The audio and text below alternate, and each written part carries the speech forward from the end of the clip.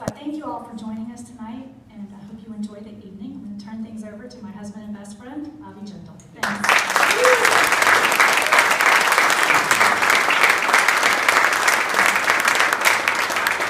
Thank you all very, very much. I want to thank my beautiful wife for that wonderful introduction. I always tell people, if I can convince her to marry me, that should make me qualified to be president just by itself. I won't tell you that story. I will tell you, it took 10 years after the first time I asked her for her to actually go out, but that's a whole other story. Thank you all for coming out. Okay, I know it's a Monday evening, a lot of places you can be. I appreciate your being here. I want to spend just a few minutes talking about myself, my candidacy, and then I want to spend some time taking your questions, and afterwards I look forward to visiting with folks one-on-one, taking pictures, and talking about whatever folks want to talk about. I want to start, though, first with some news that's been in the headlines and why I believe this is the most important election in our lifetimes. Well, look, every politician says that every time. I'm still waiting for the politician to get up and say, don't worry about this election, it doesn't matter. But this really is the most important election of our lifetime. We've all been watching the news about Greece and what's happening over there, and also Puerto Rico. If we don't change our direction, that is going to be us. America will be the next Greece, and here's the problem. Maybe the EU, maybe they will or won't bail out Greece. There'll be nobody to bail out America. If we're honest with ourselves, under President Obama and under Secretary Clinton, we're on the path to socialism. And I do want to give Bernie Sanders some credit. At least he's honest enough to say what he stands for. Make no mistake about it, he calls himself a socialist. Well, Hillary Clinton and Barack Obama, they're no better. They just don't say it that way. I think it's one of the reasons that Bernie's doing so well, frankly, in the polls with all of his crowds. Look, I mean, the Greeks gave us democracy, but now they're teaching us how to destroy it. We must not follow their path. We are now on the path to turn the American dream into the European nightmare. You listen to this president, it's all about more government spending, more borrowing, more dependence, more regulations. I don't know about you, but that is not the American dream that my parents taught me about. And before I get into 2016, I want to share with you a little bit about my background and why the American dream is so important to me. You know, my dad, my mom, my dad especially, they have lived the American dream. My dad's one of 9 kids. Literally grew up in a house without electricity, without running water. Was the first and the only one in his family to get past the 5th grade. Now I know because we heard these stories every single day. Good luck trying to get an allowance out of a dad like that. But here's what's great about my parents' story. My parents, the first time they ever got on a plane was over 40 years ago. When they traveled halfway across the world, they got on a plane to come to Baton Rouge, Louisiana. Now I will tell you, they came here legally. And I'll say something that I know you're not supposed to say, but I'll say it anyway. If folks want to come to our country, I think they should come legally. I think they should learn English. I think they should adopt our values. And I think they should roll up their sleeves and get to work. Now,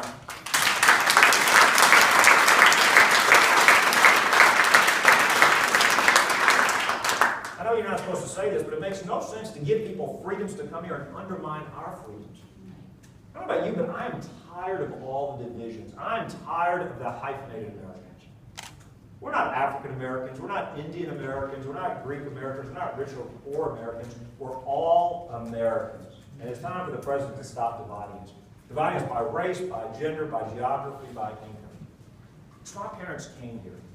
And I always try to tell my kids, they don't really understand this. There was no Google, there was no online. You couldn't go and just search Baton Rouge to find out what kind of place this was. They hadn't even met somebody who had visited Louisiana who could go home and tell them what it was like.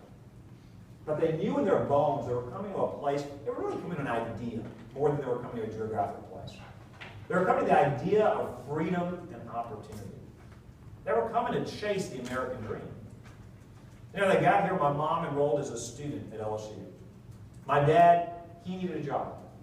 They didn't come to be dependent on the government. They came for him to work, but he didn't know anybody. He didn't know any better, so he literally just opened up the yellow pages and started calling company after company. And I don't know how many hours or how many days it took, but he finally got a guy from a railroad company. He wore him down, and this guy finally said, look, you can start work Monday morning. Now, I love what my dad told this guy next. I know we got some younger students here. I wouldn't recommend this on your first job interview. It's like one of the top 10 things you should never say in a job interview. My dad's got the job. The guy's told him he can start work. My dad tells his new boss he hasn't even met him yet. He goes, that's great. He said, well, I don't have a car. I don't have a driver's license. So you're going to have to pick me up on the way to work. I mean, who tells his boss that? The guy was so taken by his desire to work, that's exactly what he did. Now, 6 months later, I was born. I was what you would politely call a pre-existing condition when I was born. All that was my parents' insurance didn't cover me. But I love what my dad did next. I was born at Women's Hospital, that's where 2 of our 3 children were born in Baton Rouge. My dad went to the doctor. No government forms, no bureaucracy, no contracts. Simply went to the doctor and said, I'm going to send you a check every month until I pay this bill in full. And they shook hands, and that was it. Mm-hmm. Yeah. That's what parents did. That's exactly right. I asked my dad, how does that work? How do you pay for a baby on layaway?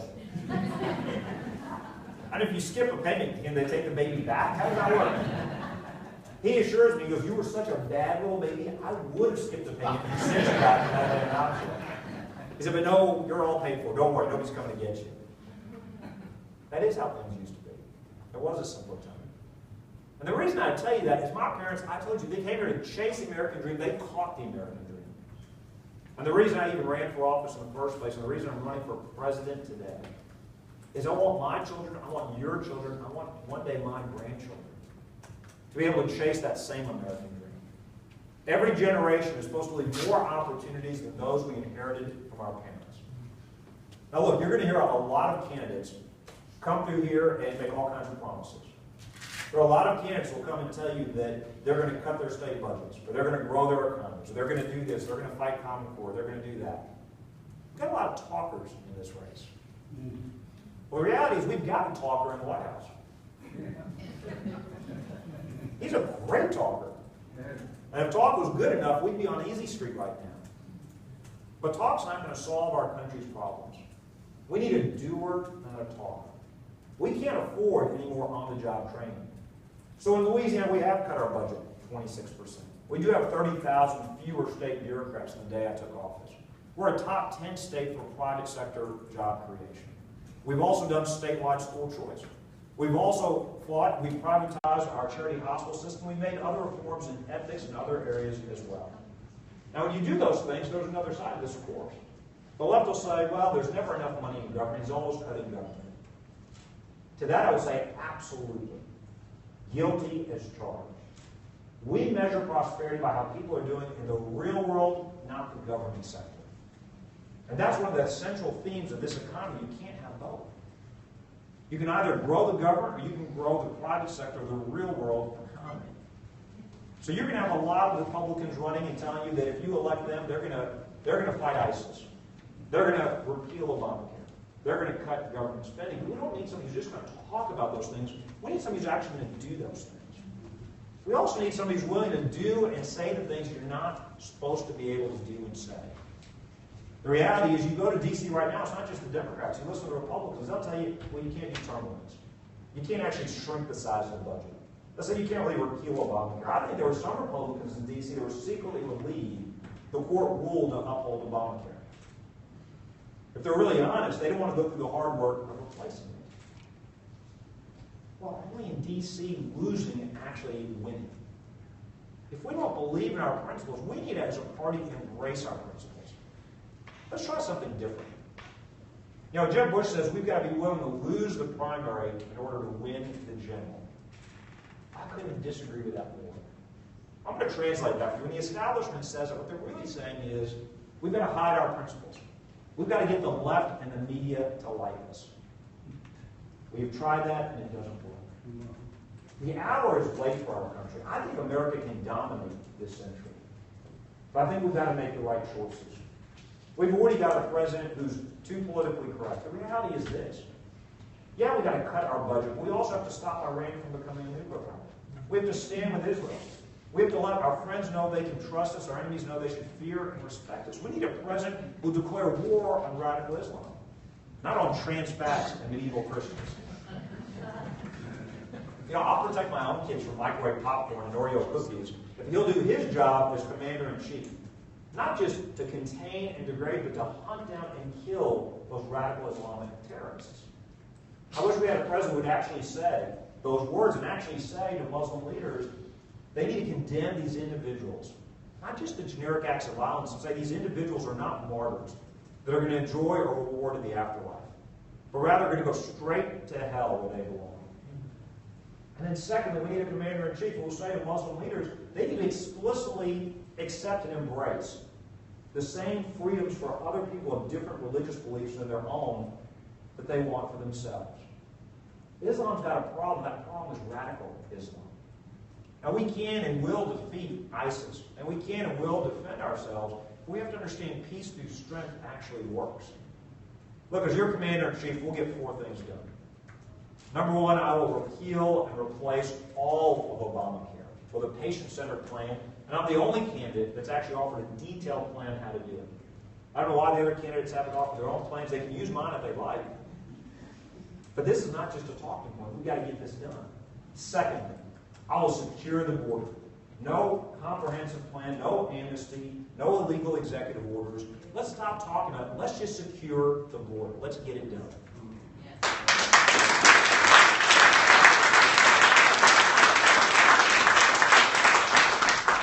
Third, we will shrink the federal budget. We will balance our budget. I don't mean slow the growth rate. I'm saying actually balance the federal budget so we can show and measure our success, our prosperity in the private sector. We've got to grow the real world economy. Negative growth, 2% growth, that's not a recovery. Stagnant middle-class incomes, that is not a recovery. Through energy independence, through cutting our taxes and regulations, we can actually grow our private sector economy. And fourth and finally, we'll invest in our nation's defenses. As Commander-in-Chief, one of the most solemn obligations the President has is to send our men and women in uniform in harm's way. I don't think any Commander-in-Chief should ever do that unless we've given them every support, opportunity, resource they need to be successful. I never want our military to be in a fair fight. I want them to dominate any potential conflict they face. You know, I'm going to close with this. When I launched my campaign a couple of weeks ago for president, I told people I'm asking you to join a cause more than just join a campaign. I'm asking people to believe again. When I was young, I'd hear my dad say that Americans could do anything. I believed in then, and I believe in now. And I think you believe that too. I think you want your faith restored as well. I think you believe in America, and I think you've been frustrated in these last 7 years the lack of leadership coming out of our nation's capital. Our 40th president described America as that shining city on the hill. Gave us optimism and hope and faith again. But he also told us it wasn't inevitable. He reminded us that every generation has to choose for itself to renew those principles of freedom. Previous generations have spilled great blood and treasure to give us the opportunities we have today. We are blessed to live in the greatest country in the history of the world.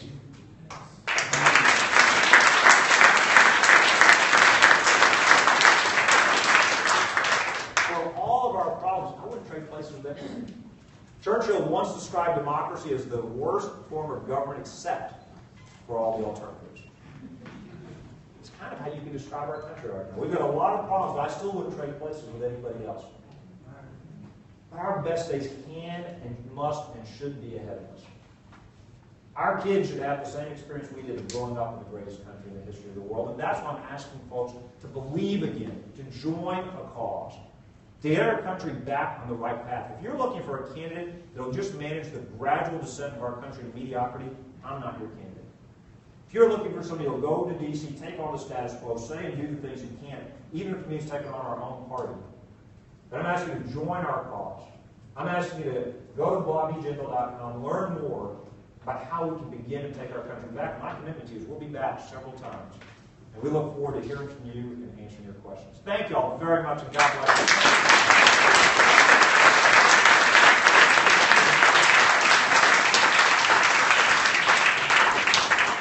Now I want to hear from you. Any of your questions or comments? Yes, sir. Yes, sir. I disagree with you on one thing. That's not bad. Only one thing. That's pretty good. My wife disagrees with me about 10 things every day, so I'm doing pretty well. Well, it's because the way you prioritize. I understand Obamacare, we should get rid of it, scrap it. That's not the first thing I would do if you were president. I would make sure that we, as a country, country have the mightiest military force that we can have. Right now, it is so low. We rank down to where we were in World War II. We're getting rid of a lot of military. We should be building up our military, not tearing it down. And I send to soldiers, and I get letters from soldiers. These men and women are fighting for us. They appreciate what I send. And I want to know, will I get a reaction such as, could you send me skivvies? Skivvies? I mean, come on. Aren't we supposed to give them what they need? Aren't we supposed to give them all the equipment they need to fight with? I don't think they're getting it all. Where's it going? I think you're exactly right. So we put a plan on how do we rebuild our nation's defense. I want to make sure everybody understood the question. So we're going to have, when you look at the number of troops, ships, planes, equipment, we're on track to have the smallest amount of resources in military that we have had in decades. We are on track under this president. In recent years, he has spent more of our economy on the federal government and yet a smaller portion of our economy on the defense at any time since World War II. Now, the numbers have changed a little bit in the last couple of years, but basically, we are underinvesting in our military. What I think is we need to get back to about 4% of our economy invested in the military, which is more than we are today. Now, we do need to do procurement reform. I'm not suggesting you give the Pentagon all that money overnight. I think they need to build that up over not a whole lot of years, but a number of years, so they're able to spend that money intelligently. But you're exactly right. So Russia's modernizing their nuclear arsenal. China is building a blue water navy. We say we're pivoting to the Pacific, but we don't have the equipment or the personnel to really follow through. They're building installations. Now think about this, not just our allies. So South Korea and Japan and Taiwan are looking for American leadership, but so are non-aligned countries like India and Vietnam. They're not going to wait forever. If we could have put 2 tank brigades in Eastern Europe under NATO, I don't think Putin would have ever gone to Ukraine. But it's not clear that we've got the resources to do that. Deterrence works. Peace through strength works. Weakness is provocative and evil. You're exactly right. There are 2 problems with our underinvestment in the military. One, it's not fair to those men and women who run towards danger, not away from it, so we can be safe. We just celebrated our nation's birthday. Well, freedom's not free. No, it's not. We're here because of those men and women you're corresponding with and others like them. And then secondly, as we hollow out our military, here's the irony. The best way to avoid war is to prepare for it. Exactly. It'll be much more expensive in blood and treasure later if we continue to hollow out our military. This president rejected his own defense secretary's proposal. Former Secretary Gates gave him a thought-out proposal. I'm not saying it's a perfect one, but he replaced it with a number out of thin air. Without any rationale, just threw it away and said, nope, we're going to do this instead and spend less. I think that's irresponsible. So I agree. We do need to invest in building the military. I also think part of being strong abroad is we've got to be strong at home. And we've got to have a strong economy so we can continue to support our military. And finally, I'll tell you, morally, you should not send a member of the military in harm's way if you can't guarantee they have the best equipment and training that we can provide them. It would be wrong to do otherwise. Thank you for staying in contact with our troops. Too often, they should never feel forgotten. I want to thank you for doing that. I'll brag on my wife for just a second. She worked with the legislative spouses during our session to send some care packages to National Guard troops. And what you find is, we ask them what do they want. Like you, we corresponded and said, all right, their requests are not extravagant. I mean, first of all, they just want to be remembered, but then secondly, it's pretty basic. When you look at their list of supplies, you almost feel embarrassed they don't have those things.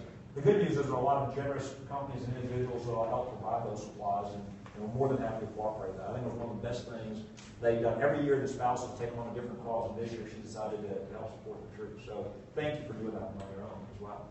Yes, sir. One of my biggest things that I'm concerned about is how to control spending. I think one of the hardest things will be to make, we're going to be forced to make tough choices. Sure. What kind of areas do you see right off the bat? Like, hey, this could, because it's going to be a lot. Well, under this president, the federal government's doing things it never should have done before. So some specific agencies, and then let's talk about entitlement reform separately, because both those things have to happen. So the Federal Department of Education, for example, spends billions of dollars on teacher quality programs that haven't been proven to actually improve teacher quality or student performance in the classroom. Either get rid of those programs or block grant those dollars to the states. Title I dollars should either be block granted to states or should follow the student and be divisible, portable and divisible, so the parents have more control of that spending. I think the Federal Department of Education should be reduced in size and budgets that are focused really on transparency, on portability, on true civil rights enforcement. They shouldn't be dictating local curriculum, Common Core, or other decisions that are best made for local. The EPA. EPA is threatening to strangle our economies abroad. They're trying to regulate water in your backyard. In our state, we had a fight with the EPA. We had Newport, which is investing in a large steel facility in southeast Louisiana. At one point, they thought about going to Brazil instead of Louisiana, instead of building in America. How does that help the environment for the economy? Now, if they build all 5 phases, that's over $3 billion, 1,250 jobs, $75,000 a year, blue-collar jobs, permanent jobs, 4,800 indirect jobs.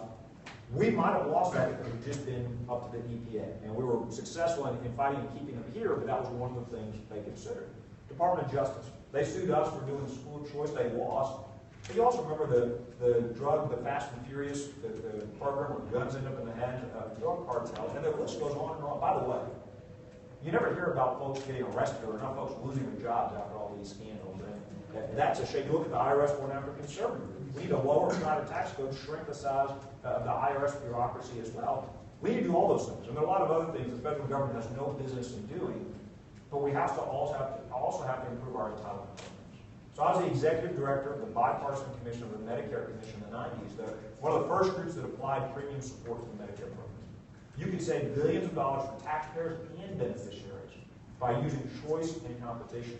It will lower the growth curve. You know, in D.C. too often they're focused on short-term budget windows. Everybody focuses on $18 trillion of debt, when the reality is the real debt's a lot bigger than that when you look at our unfunded liabilities. So you're absolutely right. We don't just need to slow the growth, we need to shrink the size of the federal budget and then grow the economy.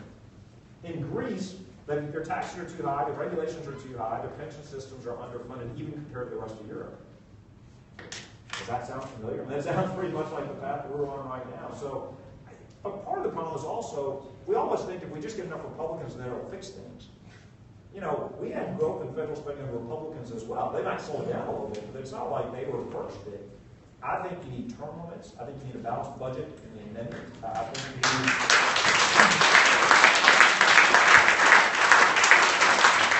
I think we should take a super majority vote where they can raise our taxes or grow government faster than the private sector economy. And those are all things that were in Louisiana's constitution even before I got there. I also think we pay our legislators per diem. I'd like to pay Congress a per diem, but I'd like to pay them for every day they stay outside of D.C. So you have to end a revolving door so they don't just go on and become lobbyists and just go on and stay in D.C. I mean, we have this political part in both parties, permanent political class. The founding fathers intended them to be part-time, to leave their businesses, their farms, their families, work for us, go back and live under those same rules they applied for others. Remember the outcry when they had to go under Obamacare? So this was a great law, except when applied to them. They wanted to be exempted from it. If they had to live in the private sector, I bet you could get more sensible rules and regulations. Yes, ma'am. Yes. What is your view on a company letting somebody go for age discrimination? Is that against the law? Yes, it should be. Well, that's what happened to me after 11 years. Well, I'm very sorry about that. No, that shouldn't happen in our country. I'm not for any discrimination. I'm certainly not against. What should I do about it? Well, look, man, I don't know the details of your case. I would certainly encourage you to talk to an attorney or a human relations, an HR expert. But no, I'm against that. I don't think that should happen in New Hampshire. I don't think it should happen in Louisiana. I don't think it should happen anywhere in America. Well, just one more thing. Thank Sure. you. What do you think of the Supreme Court that just, this fellow was telling me that they don't have to show any ID to vote? Well, I disagree. I think the ruling may have been in Arizona, and I'm not sure that it was actually specific to a voter ID. I think there in Arizona, they wanted folks to prove they were legal citizens, regardless of the actual case. Look, I think voter ID makes sense. I think the reality is, I think a good election is where everybody that's legally allowed to participate. I want everybody who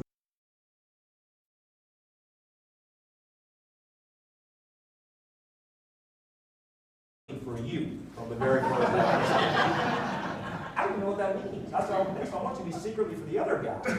But you think about it, for most members of Congress, I tell them, because even the lobbyists and folks who want to come see you, they all want you to vote their way. And even if you don't agree with them, they're going to try to tell you, whatever they think you want to hear.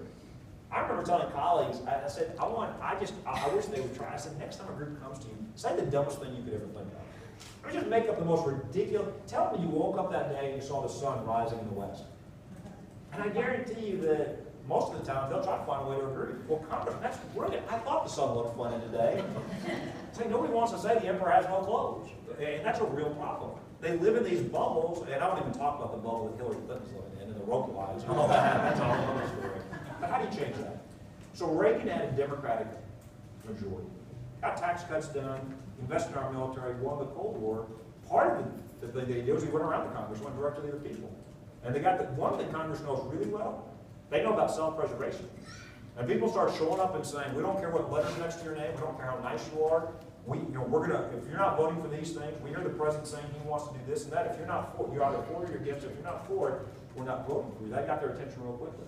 And you had Democrats voting for his tax cuts and his policies as well. But I do think you need the structural changes. I think until you shut off that revolving door, the go-along, the get-along mentality is just too strong. The idea is they don't want to make any waves because they're already thinking about the next step in their careers, their lucrative careers.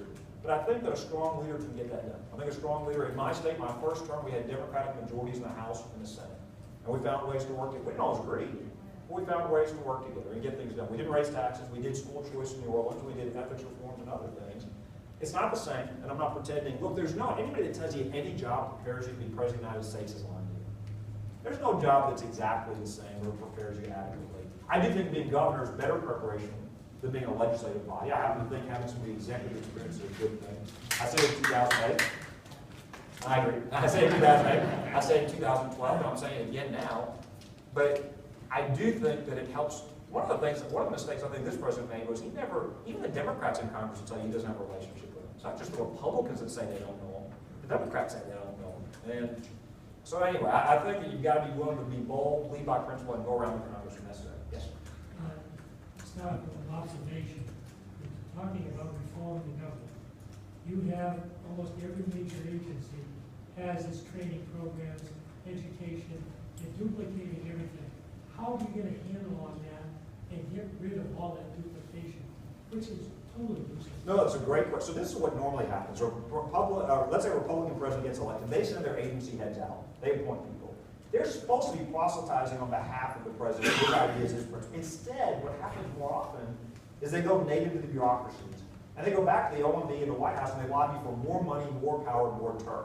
Because they measure their prestige and power in terms of their departments.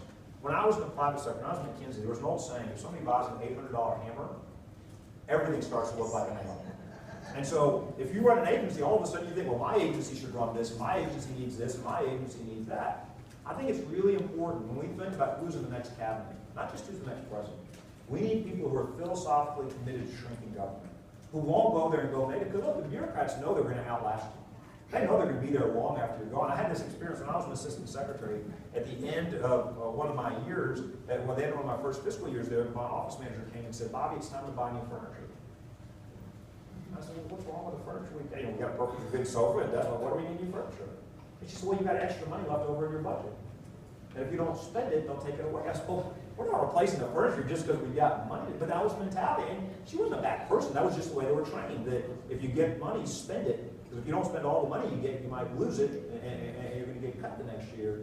I think it takes principled leadership, not just in the White House, but in those cabinet agencies that share that vision of a smaller, limited government that gets rid of that duplication and that waste. What you don't want are people that go there and think, well, I'm the secretary of this agency, I want it to be as big and powerful as possible. Too often that's what happens, and I think that's dangerous. So my question is not really with that, but you're talking about principles and methods and all of this, and I'm wondering, given the fact that Louisiana still has budget shortfalls, how did you find it difficult? I mean, what was your thought when you used your line on the veto to veto the prohibition against paying for security on this presidential? Well, two things. It wasn't a prohibition. It simply shifted to, well, actually, let me take that back. I don't remember. There was one line item that shifted it, I think, from state police to the governor's office. There may have been a couple of things. Look, we do have a balanced budget in Louisiana. We've balanced it every year for 8 years. We've balanced it without raising taxes. I know the left will tell you there's never enough money in government, and that's okay.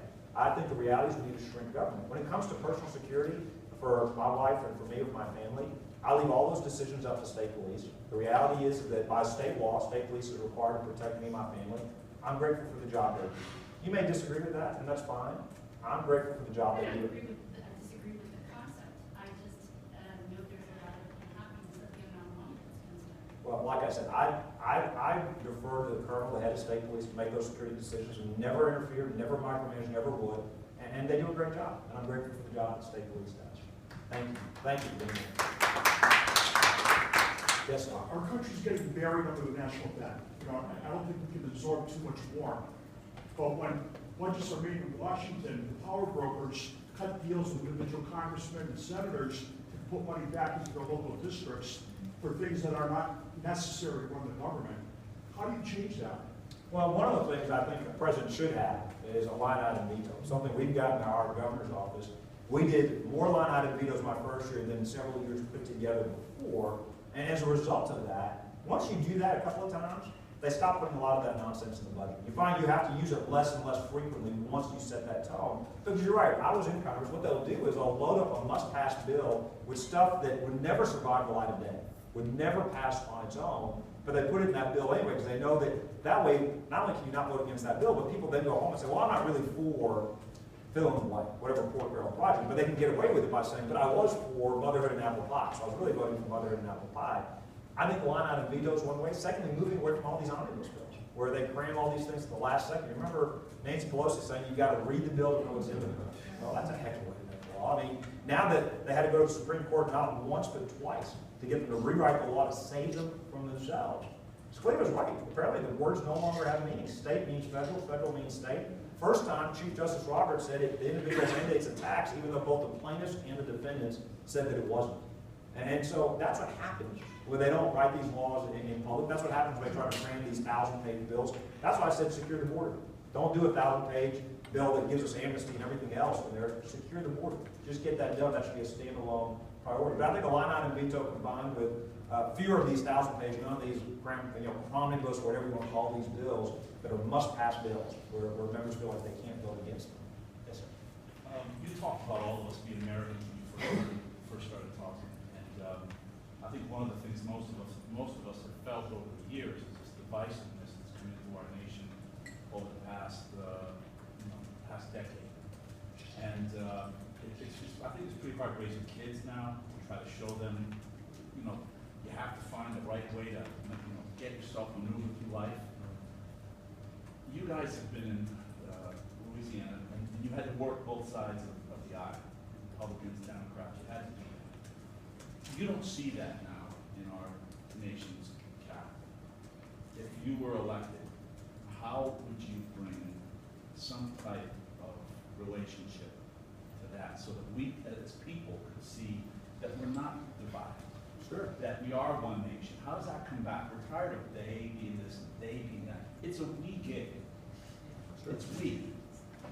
I think that's right. So two things. One, there are some things I think look, I don't, obviously I disagree with the president. I think he's caused a lot of that division in his rhetoric and his policy. But there are other things that have changed in D.C., not all of which are bad, but I think have also contributed to that division. What do I mean?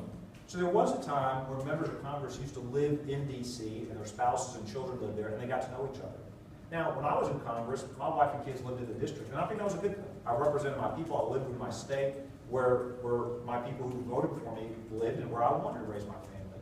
But I also understand that back in the days when those families lived together in Virginia and D.C. and Maryland, they got to know each other. They socialized together, and it's harder to demonize somebody if you actually know them as a human being. You might disagree with them, but you're not going to go to the mic and demonize them. They used to spend more time together. I think districts have been redrawn. I think they've been redrawn in a way in several states and several areas where, it does get harder for folks to, and in many cases, their primary challenges are sometimes more important than their general elections. And we do an open primary in Louisiana where everybody runs against everybody. Not every state does that, and every state has their own ways of electing their leaders. I think that the way that elections are conducted and funded, there are a lot of changes that have happened. So it's a little idealistic to simply say, oh, well, 20 years ago they all got along. And they didn't all get along, by the way, 20 years ago. They had pretty hard battles. I don't think there's any turning the clock back. I don't think we're going to get, and I don't think we should get back to the day where members all lived in D.C. I think it's good they live in their district. I think it's good you have more turnover. Another thing that used to be true was that even though there's very little turnover, there's more turnover today than there used to be. And so members don't have those long multi-year relationships. Having said all that, most governors don't spend a lot of time with the president. I spent quite a bit of time with this president, relatively speaking, after the oil spill and some of these incidents. There's something he did that I thought was very off-putting, just on a personal level. Forget the ideology, forget being a Democrat or being a liberal. Often in closed doors, in cars, private meetings, he'd come, and I imagine, I can see him doing this with members of Congress and other people. He'd say, now look, you seem like a smart guy. You know, you're educated, you walk upright, you're a pretty intelligent guy. So clearly you agree with me. And I know you got to say all that stuff in public, but clearly you and I. So if you want to have an honest conversation, we can talk. But I get it if you just want to, pander to all your friends in New Hampshire and just want to pretend to be popular. And you think how insulting that is. If somebody goes to you and says, look, you can either be smart and agree with me, or you can be pandering, but there's not an option where you can be principled and disagree with me. Think how different it would be if you actually went to somebody and said, look, you and I just have different perspectives, but we're going to find common ground. And so when we did education reform in Louisiana in 2012, I said, I did an invitation, I met with every single legislator, we have 144 of them. I gave them an invitation, I would meet with them. I said, now there are 4 bills. I said, we can talk about whatever you want to talk about, but there are 4 bills I'm going to ask you about in my state. They had to do tenure reform and school choice and other things. And I said, before you leave, I'm going to ask you for your commitment to support those. But now they don't have to say yes, but at least I'll get a chance to make my case to them. And there were liberal members and conservative members. There were members that said no. There were members that said yes. But at least we had that opportunity to talk. And at least we had that opportunity to visit. And I think that goes a long way. And so the president of the Senate, my first term, was a Democrat who had very different positions than I did on social issues, on fiscal issues. But we respected each other. We were honest with each other. We got along well with each other. And he did 2 things. He told me that he would always be honest with me, and he was. He'd always tell me up front what he was going to do. And secondly, he committed to me if I had real priorities that they wouldn't die on the Senate floor. Now, I couldn't abuse that. I mean, he was trusting me not to come to him with some ridiculous list of 123 things that he just, there's a mutual trust there.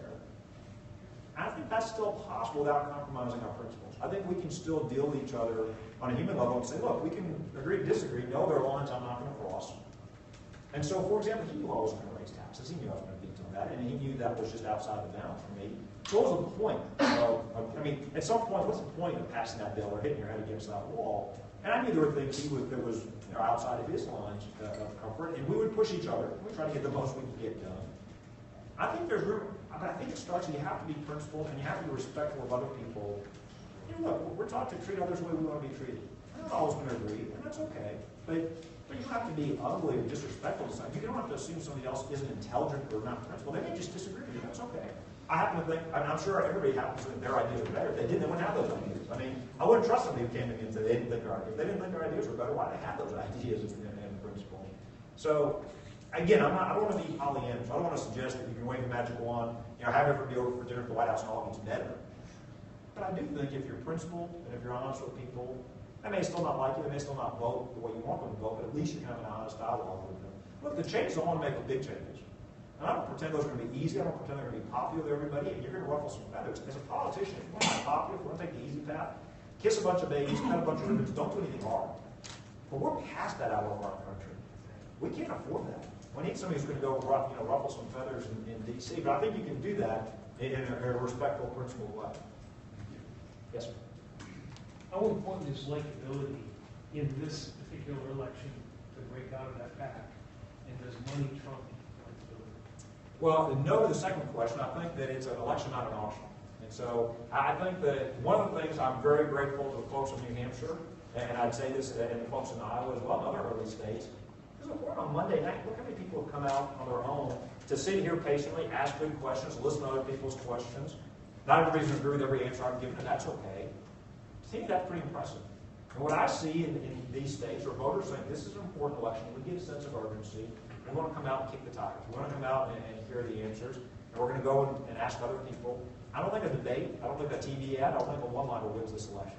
I think folks want to hear, can you answer the third or fourth question? What are you going to be honest with me, even if you disagree with me? Do you have real ideas and real experiences?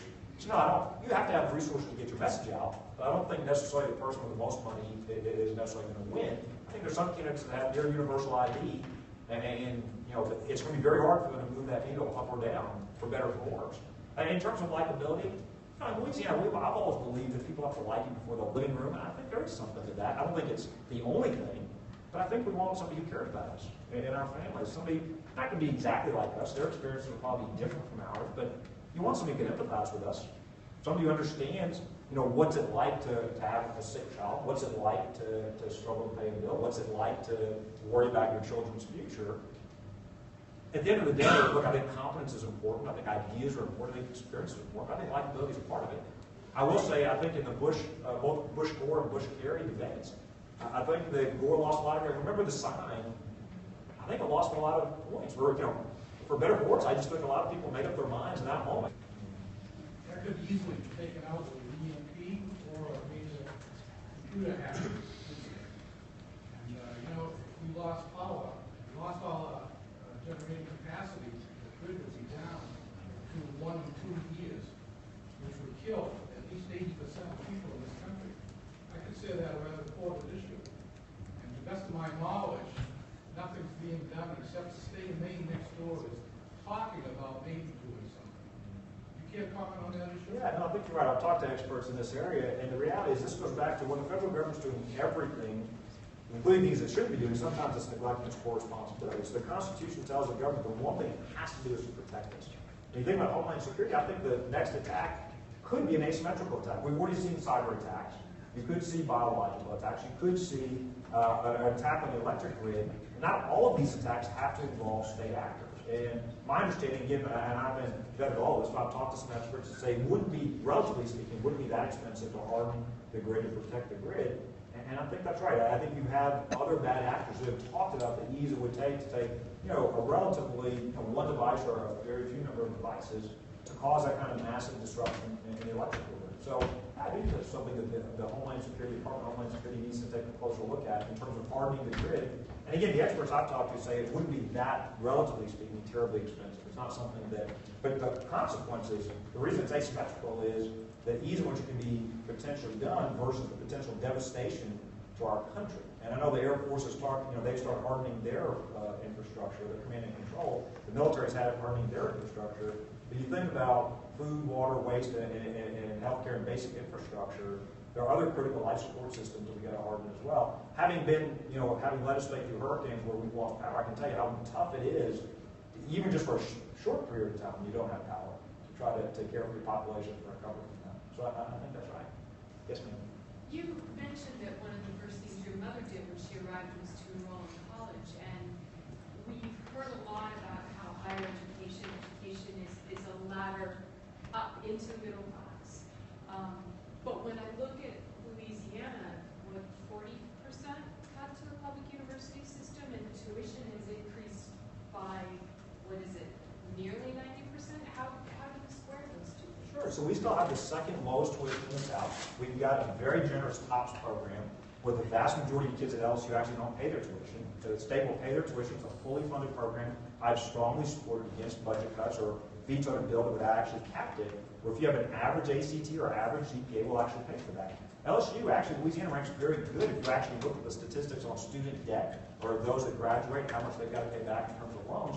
We actually rank very good across, compared to other states in the country because of TOPS, because of our relatively low tuition in the South and being below the national average. So we actually, this was a very good session this year and in the last couple of years, but this was a very good session. We were able to balance our budget, invest in higher education, invest in healthcare. We actually have the highest retention and graduation rates we've seen in years. We've seen record growth in our community and technical colleges. We have some of the largest classes, not only at LSU, but at some of our other universities. LSU, as one example, doubled the number of kids studying computer science in the last couple of years because of all the IT jobs coming into the state. I'd actually argue we have the best leadership across higher education in Louisiana that we've had in years. They're actually working together. When I was there, when I was first elected, I think the ratio was roughly 70-30 in terms of the ratio of 4-year to 2-year students. Southern average is 50-50. Now it's closer to 55-45. Not because the 4-year schools reduced the numbers, but rather because the 2-year schools grew so dramatically. We've invested hundreds of millions of dollars, over $700 million in new and expanded facilities for higher education. So this is actually a really good time in terms of retention rates, graduation rates, and again, in terms of student debt and tuition, we actually rank really good. We rank really, really strongly compared to the rest of the South and the rest of the country. Yes, ma'am. I know this is a very controversial issue. The recent Supreme Court decisions regarding same-sex marriage has caused a number of people, including myself, to be concerned about the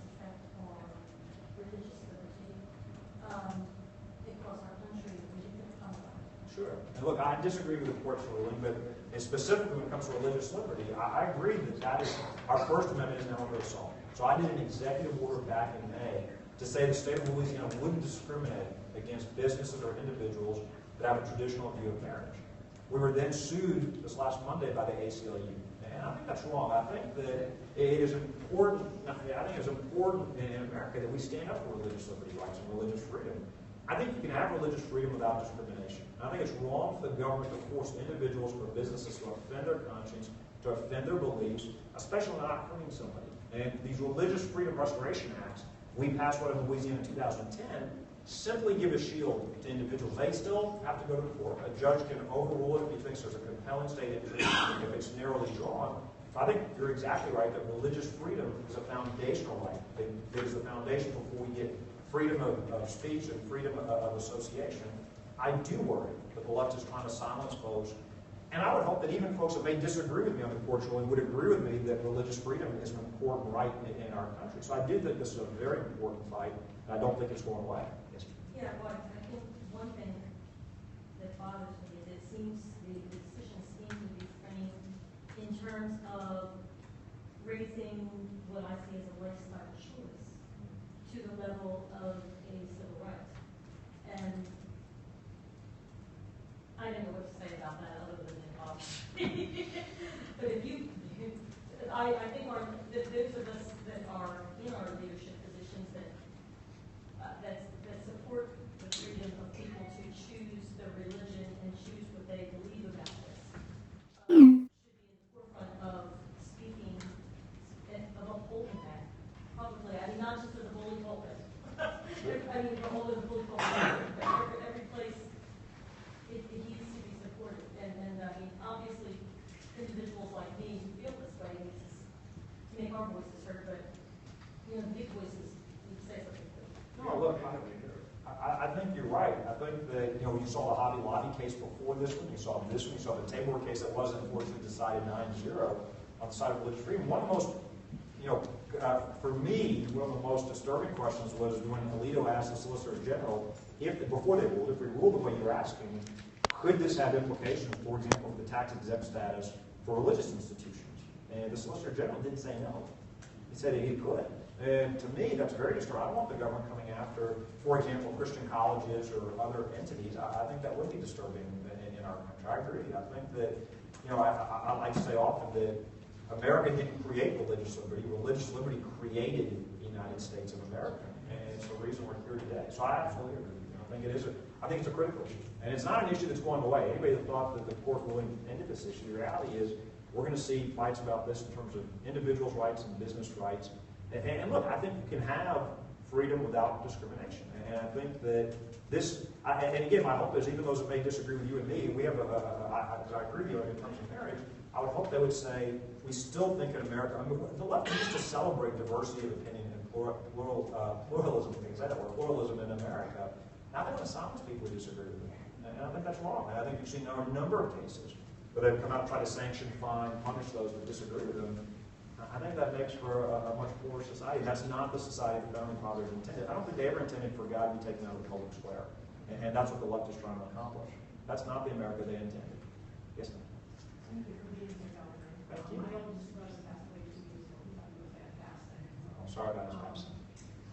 I have personal and capacity issue for you. I'm an international coordinator for National Committee for Social Security. I've been reading some of your stuff. I'd like you to talk about the cap of $118,500, eliminating that. The fact that a lot of people are paying 30% more from their Social Security checks just to pay Medicare, supplemental insurances, prescription plans. If we start taking away benefits, where are they going to get money to pay for those?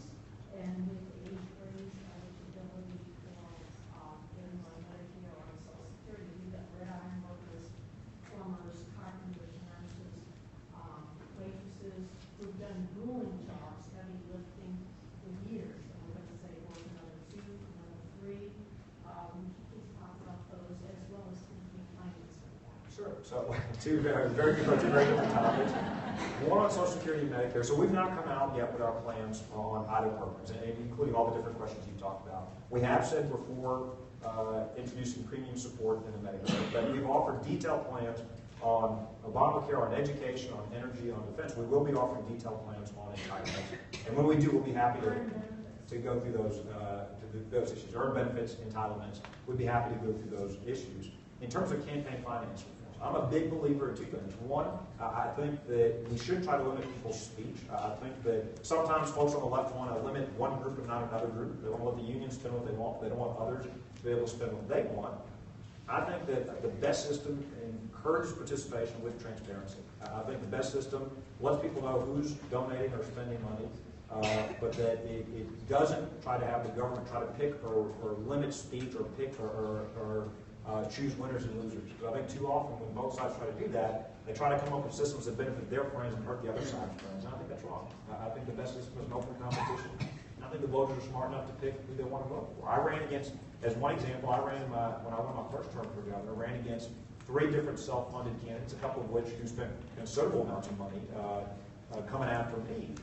And the voters still voted for me. So I think at the end of the day, to a previous question, I don't think it's an auction, I think it's an election. And I think voters will vote for the candidate they think is best qualified and best prepared and will lead our country forward. Yeah, I think disclosure is fine. I think transparency is fine. But what I'm not for is efforts that undermine our First Amendment rights. And I understand folks being very worried about this administration. The IRS going after conservative groups. I understand why people are scared of this administration. But yeah, I think that the better system is more disclosure is always better. But I'm not the government capping or limiting our First Amendment rights. Governor, we have time for one more. Yes, sir. What do you see as viable policy changes to correct the current VA situation? Well, that's a great question. So the question was about the VA system. Look, I met a veteran yesterday at the Merrimack County picnic, and he echoed the concerns of many veterans. He was very careful to say he gets great. He was a World War II veteran. He says, look, he's getting great health care. But he also wanted to speak on behalf of other veterans, saying that many of them, many of his friends, were having problems with the VA.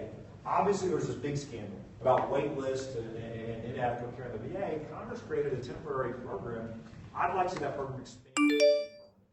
My view of what should happen for veterans is that they should be able to get the best health care wherever it's provided.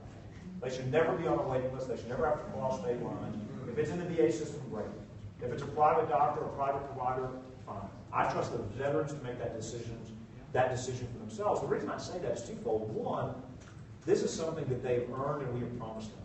We made a commitment. These are men and women that volunteered, that ran, again, towards danger, not away from it, so we can be safe. It's the least we can do is keep our commitment. But secondly, as Commander-in-Chief, how do you ask the next volunteer, the next recruit to sign up if we're not keeping faith with the ones before him, before her?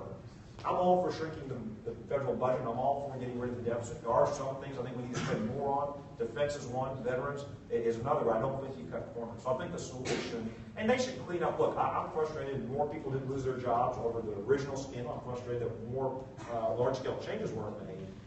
And that's not an excuse for inaction within the VA. But I do think that the bigger solution is empower the veterans. And again, if the best health care is the VA, great, they can go there. But if it's not, they should be able to go wherever they want, wherever they think they can get that health care. It's the least we can do. They should be getting the best health care our country can offer. And I think that would be the right solution for our men and women in uniform. I want to thank y'all for coming. I know there's some additional questions. I'm going to stick around, so I invite folks to come up, and Sabrina, I'll stay here for as long as folks want to talk. I want to thank you for coming. Again, I'm very encouraged by how many people took their time to be here, to listen, to ask great questions. I'm going to close with this. We talked a lot today about the problems our country faces. I'm going to close with telling you I'm a complete optimist about the future of America. I think our best days are still ahead of us. I don't think we're a country in decline. I don't think we're a country whose glory days are behind us. I don't think this century belongs to China. I don't think it's inevitable. I worry 4 more years under the same failed policies. We have 4 years of Hillary Clinton.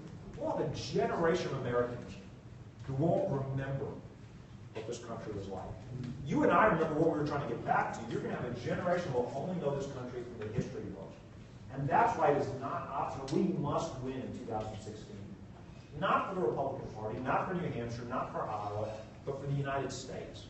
It is important for our country, and that's why we're asking people to believe again. Believe in America.